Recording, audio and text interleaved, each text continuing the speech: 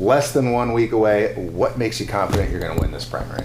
Well, we continue to share our message with the men, women, and children of all 120 counties and feel like we've been received well everywhere that we've gone, and feel like we've got a strong message of not only running on ads, but running on a record of what we've been able to demonstrate over these last 3 years. And I think folks, that resonates with folks, and so we feel strongly that we're in a good position to win on May 16th and ultimately accomplish our major goal, which is to beat Andy Beshear in November. What is it about your particular message that you think is resonating with voters? Well, the fact that we have a track record of standing up for citizens' constitutional rights and the values of the men, women, and children of all 120 counties, and doing it in a way that demonstrates that we will stand firm without fear or favor. And regardless of what the talking heads on CNN or MSNBC might say about me personally, we're going to always do what's right by the values of the folks here in Kentucky. Well, I know campaigning can be hard and it can be fun, but I wonder if you have like a story from the past few months of campaigning, something that's just sticking out in your memory, or maybe something that just kind of summarizes what you've been running on. Well, I think, for me, the biggest joy has been getting to visit these places with my wife, Mackenzie. This is in many ways a team effort, and so sometimes I'll go to a stop and they won't say, "Hey Daniel, how are you doing?" They'll ask, "Where's Mackenzie and where's Theodore?" And so it has been a real joy to do this as a family and to try to demonstrate to folks that again, this is a family affair, and we try to run on this idea that at the end of the day, our identity is in our relationship with Christ, and as for me, a father, and her as a mother, and then as wife and husband. And so that is how we have tried to approach this race, and it's been fun to see folks get to meet Mackenzie and just get to love her as well. Good. You've touted your endorsement from President Trump, but just this week, a jury found Trump liable for sexual battery and defamation. Is that Trump, or is that endorsement still a good thing, still something that you're holding up after that, and with all the other allegations of sexual misconduct? Well, President Trump did a lot for this country, and in particular here in Kentucky, for the working men and women of this Commonwealth. He attracted a lot of people to the Republican Party. I'm obviously grateful to have his support and endorsement of this campaign. Again, he continues to resonate with the men, women, and children all across Kentucky. He's a fighter, and I think he recognized in me the same fighting spirit to do what's right by the values of folks here in Kentucky. And you look at what Alvin Bragg has done in New York, and you talk about the weaponization of our judicial system. Again, I think a lot of people look at that and think, President Trump, again, is a fighter. He's going to continue to fight for the values of Kentuckians and folks across this country, and certainly grateful to have his support. Is that the way you look at that federal case, as the weaponization of the court system? I mean, do you see that verdict as valid, or do you think it'll be overthrown? Well, as it relates to Alvin Bragg and what he has done there, and obviously, this civil matter was something from decades ago, and I don't know how the Trump folks are going to approach that in terms of whether they appeal or not. But at the end of the day, honored to have President Trump's support and endorsement for this campaign. And we're going to fight all the way through the May 16th primary, and then ultimately take the fight to Andy Beshear, because we cannot afford 4 more years of failed Democrat leadership from Andy Beshear. One of your opponents, Kelly Craft, came under fire recently for a comment that she made in a call with supporters in which she said there will be no transgenders in our schools. And maybe she misspoke. Maybe she meant to say there will be no transgender ideology in our schools. But either way, what did you think of her comment, and do you agree with it? Well, I'll let Kelly Craft speak for herself. I'm running to be governor of every single person in the Commonwealth of Kentucky. And I'm going to stand up for the values of the men, women, and children of all 120 counties, and hope to lead in a way that brings people together. Obviously, I firmly believe that as the next governor of Kentucky, we have to unite individuals and unite people. And I'm going to be a governor that unites folks. And that's what I've been trying to do in this campaign for governor, is to make sure that we unite all the different factions of the Republican Party, because we are a big tent party, and I want to bring as many people as possible into the tent so that we can achieve our ultimate goal, which is to beat Andy Beshear in the fall. And that means I want to make sure that we bring teachers into the tent.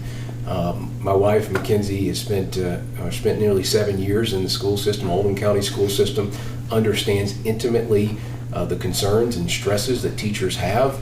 Again, we believe that this is a party and that this is a movement that can incorporate teachers, especially in light of the fact that there right now is a commissioner at the Department of Education that essentially told teachers if they have any concern about the gender ideology curriculum that's coming into our schools, that those teachers need to find different jobs. In my judgment, that's not the right answer. The right answer is that Jason Glass and Andy Beshear need to find different jobs, and we'll hope to do that in November. Is there a place in that big tent for people who are LGBTQ? A lot of people in that community feel like they're under attack from the Republican Party right now. Look, I think there is room in this party for anybody that recognizes the values of the men, women, and children of all 120 counties. And I'm going to continue to talk about that, whether it's the fact that Andy Beshear over these last 3 years, he shut down churches, he shut down schools. We now have learning loss because of it. We have a commissioner of the Department of Education that essentially Andy Beshear handpicked through his Board of Education that has told teachers that they need to get a different job if they don't subscribe to the gender ideology curriculum. We have higher murder rates in our largest cities. Our governor sits on his hands, even though he knows that he could help put a Kentucky State Police post here in Louisville to address the violent crime issue. Again, folks want from their governor somebody that's going to take action and do the hard things. And that is something that I'm committed to doing as the next governor of Kentucky. And related to that, Governor Beshear has a fairly high approval rating. How do you overcome that if you win this primary? Well, we have to tell people what he's done, and it's failed Democrat leadership. I mean, look at the fact that in eastern Kentucky right now, there's still debris from flooding that occurred nearly a year ago. He takes no responsibility for that, but the fact is that he should. As the governor of Kentucky, if folks are still having debris and there's still damage in eastern Kentucky that has not been cleaned up, he needs to take care of that. As governor, I'm telling the folks of eastern Kentucky, I don't care if I have to put on a hard hat myself, we're going to get that cleaned up and we're going to get them back moving in the right direction again.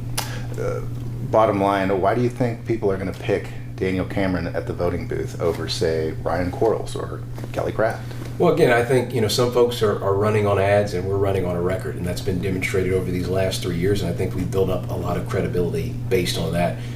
We've demonstrated time and time again that we will do what's right without fear of favor. I'm only candidate in this race that can say when Andy Beshear decided to shut down churches, I went into federal court and got churches reopened in 9 days. When he instituted his travel ban and told people they couldn't leave the state without coming back in quarantine for a period of 14 days, I went into federal court and got that executive order struck down as well. I'm in the process of helping bring in nearly $900 million to the state to fight the opioid epidemic and to fight fentanyl as well. This is an issue that has hurt people all across Kentucky. We, again, are in the process of bringing that $900 million here to fight it. When Andy Beshear was Attorney General, he brought in $0. That's a big difference between somebody that talks a lot and someone that takes action. I'm a candidate, and I hope to be a governor that takes action, and I hope to earn people's vote on May 16th. You participated in debates during the primary, but there was only one debate in which you and Kelly Craft appeared at the same time. If you win the primary, will you commit right here to multiple appearances in multiple debates with Governor Beshear? Well, I did multiple debates in this primary. In fact, just last night finished another debate. And so we will obviously look at what the schedule looks like, and we will be ready to debate and articulate and talk about the failed leadership of Andy Beshear over the course of these next several months. Does that mean you'd be willing to do multiple debates with Governor Beshear? Absolutely. Look, we are going to articulate to Kentuckians as wide and as far as possible just the failures that he has had over these last 3 years, and I'll do it to his face, and I'll do it out in as many communities as I can. General Cameron, what have I not asked you about that you want our viewers to know? Well, again, I just encourage folks to get to the polls on May 16th. Obviously, early voting starts on Thursday and occurs through Saturday, and then obviously May 16th. So please go to the polls and vote for Daniel Cameron. Did you see that number? Right now, the Secretary of State is forecasting like 10% 10%? are going to show up in the primary. That's, I think it's 2015 was 12%. It could be probably one of the lowest ones in a decade. What do you think about that?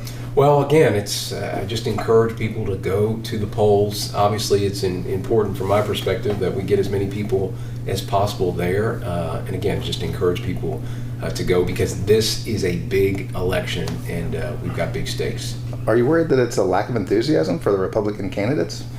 Look, anytime there is a off-year election, it's hard to get people there, and that's part of the responsibility of a candidate, to get in front of as many people as possible, to share with them the fact that there is a primary on May 16th. And I appreciate you and others across the media and journalist spectrum making sure that you all get the message out as well.